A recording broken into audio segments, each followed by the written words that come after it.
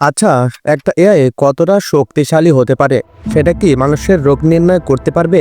কৃত্রিম বুদ্ধিমত্তা কথাটি শুনলে প্রায় একটি প্রজন্মের মনে বিজ্ঞান কল্পকাহিনী, কোনো নেতিবাচক সত্তার ছবি ভেসে ওঠে। ঘটনা কি সত্যই এমন? আর্টিফিশিয়াল ইন্টেলিজেন্সকে এই লেখার মধ্যে সংজ্ঞায়িত না করাই ভালো। এর সঙ্গে আরও চলে আসবে মেশিন লার্নিং, ডিপ লার্নিং ইত্যাদি। তবে কিছুটা ধারণা নেওয়ার জন্য বলা যেতে পারে এআই এমন একটি ব্যবস্থা যা যান্ত্রিক প্রোগ্রাম দ্বারা তথ্যপাত্র থেকে নতুন কিছু শিখতে পারে এবং সে অনুসারে কাজ করতে পারে, এমনকি মানুষ ছাড়াই সিদ্ধান্ত নিতে পারে।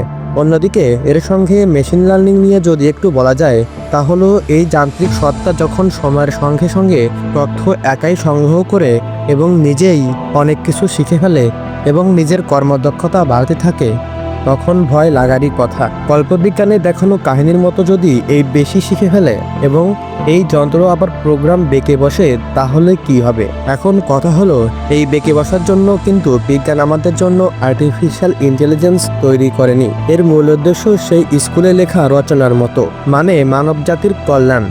কৃত্রিম বুদ্ধিমত্তা দ্বারা কার্যকারিতা কিংবা সক্ষমতা বৃদ্ধি পেয়েছে এরকম প্রযুক্তি নির্ভর সেবার উদাহরণ আমাদের চারিদিকে খুঁজলে অসংখ্য পাওয়া যাবে।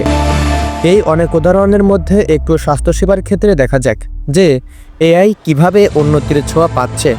আচ্ছা, যদি এমন হয় যে কাশির শব্দ শুনেই এআই আপনাকে বলে দিল আপনার কোভিড-19 হলো কিনা, অসম্ভব মনে হলেও এমন একটি এআই ভিত্তিক প্রযুক্তি তৈরি করছে অস্ট্রেলিয়ার RMIT বিশ্ববিদ্যালয়ের গবেষকেরা। একবার ভেবে দেখুন, রোগ শনাক্তকরণ কতটা সহজ ও সুলভ হয়ে উঠতে পারে।